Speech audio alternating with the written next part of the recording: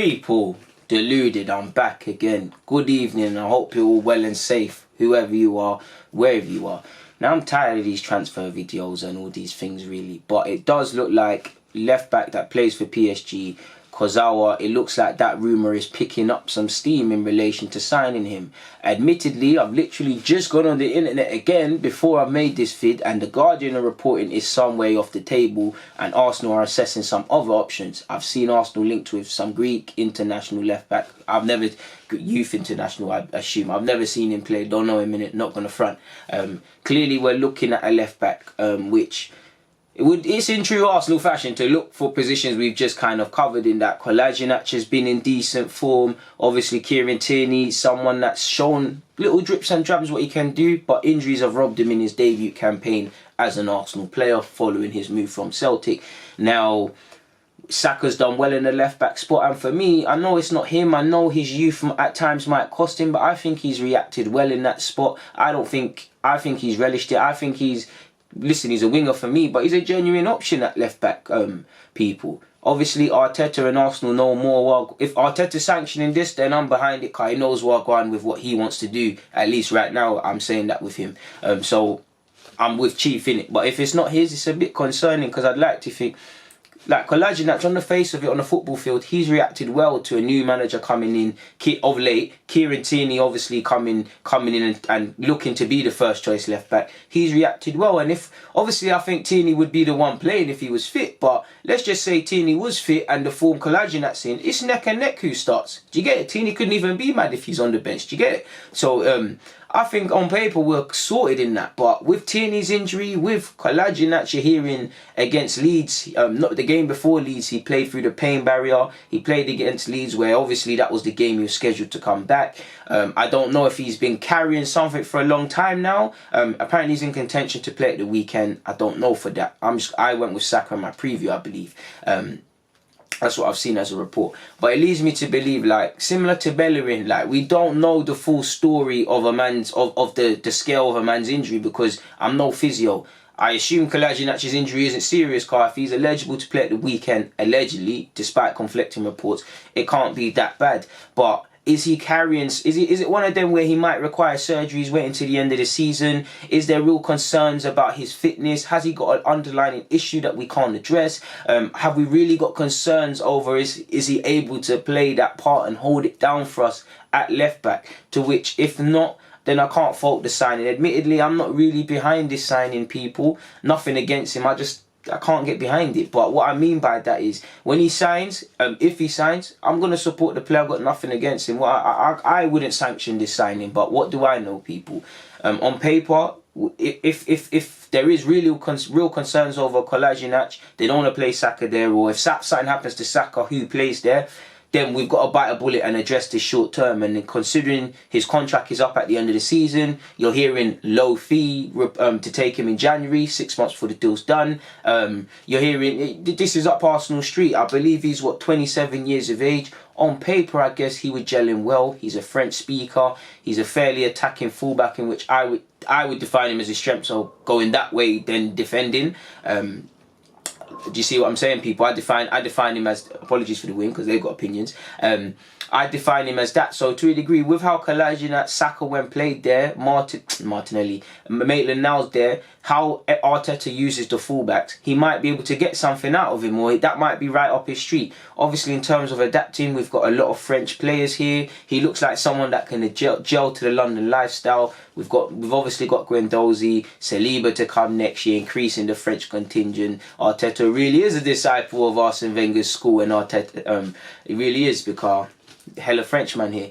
Obviously, they might not be here next year, but you've got, well, Pepe will, but you've got Pepe, you've got Lacazette and Aubameyang, so it would be decent. The one thing that scares me, of course, is like, I hear all of this left back stuff, but centre half, like, well, go on for the centre half thing, did it? Like, can we get a centre half? I hear talk of centre mid. We've been linked with a lot.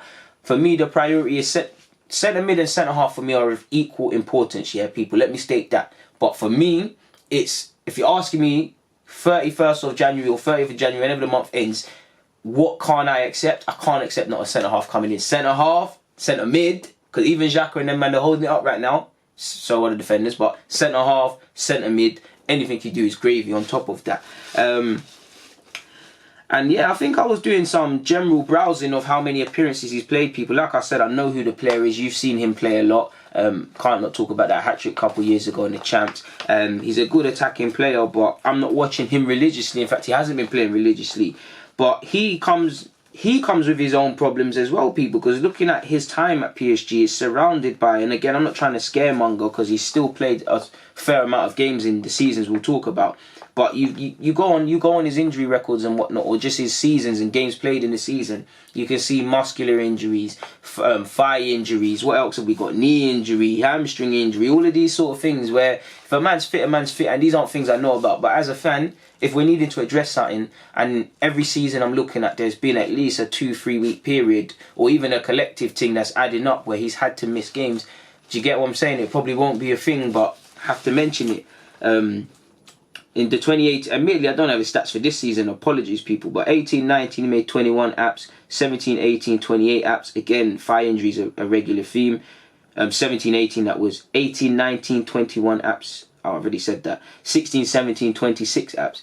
In total for PSG, he's made 114 appearances, scoring 12 goals and getting 19 assists, and yeah, man, I mean, if he can bring them assists for Aubameyang, then it's cool, man. And to be fair, his strength, he's decent going forward. I just don't know how good he is 1v1 defensively and things like that. Hopefully he can do his thing, and like I said, I'll support everybody. Yeah, apparently while the reason this has some sort of legs to it in some capacity is because Arsenal representatives were seen at PSG's 4-1 victory over Monaco on Wednesday. Apparently, well, this is all David Ornstein. We're also hoping to do business. We're trying to get 3 or 4 deals, but this is what he said. Arsenal hope to do more incoming business in January and are working on 3 to 4 deals, but do not plan on significant expenditure.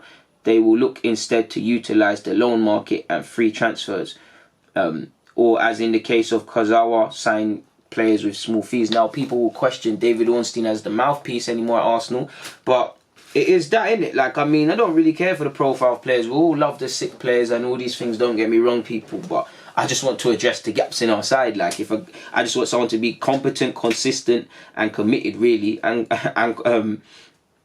just, yeah, that's it, really, people. That's all I want in terms of a defender, if that can happen. As well as fullback, they're expected to turn their focus on centre defence and central midfield. Kurzawa joined PSG for 24 million in 2015 and has won 3 league titles. Hopefully the mentality is there and the hunger's there. 3 French Cups and 3 League Cups. He is well regarded for his technique and athleticism. So yeah, man, that's all up our streets, really and truly. So we'll see. We'll have to really see what happens in regards to him, people, or in regards to Arsenal in general, really and truly. With you, let me see if there's any other news. And plus, I want to try and find that rumour I saw with the young Greek lad. I'm assuming he is young. Apparently Arsenal, I don't know if this one is true, people. I comment on this one almost every week. Sky Italia have just said apparently Arsenal are interested in Franck Kessié, and we've had a bid rejected for him, with Milan wanting at least 25 million. So we'll see how that one goes. Apparently as well, Charles Watts is reporting that carrying on with Ornstein and a lot of people, excluding The Guardian, that talks are at an advanced stage for Kurzawa. Away from that, apparently Napoli face competition from Arsenal to sign left-back Konstantinos Timiskas. Hopefully I've said that right. I've never seen this guy play in my life. No disrespect to him, but I'm going to Google him right now and see what comes up.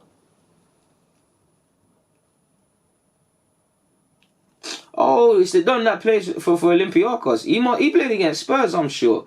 I could be wrong. Alright, he's 23. Alright.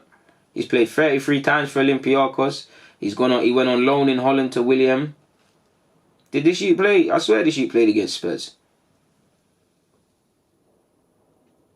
I'm sure this sheet played against Spurs. He's contracted until 2022. Come on, this is why I hate transfer mark on my phone, because it's not just show me a man's. Yeah, forget all that. Anyways, people, he plays for Olympiacos, innit? Let's see if there's any other nonsense rumours to smack out.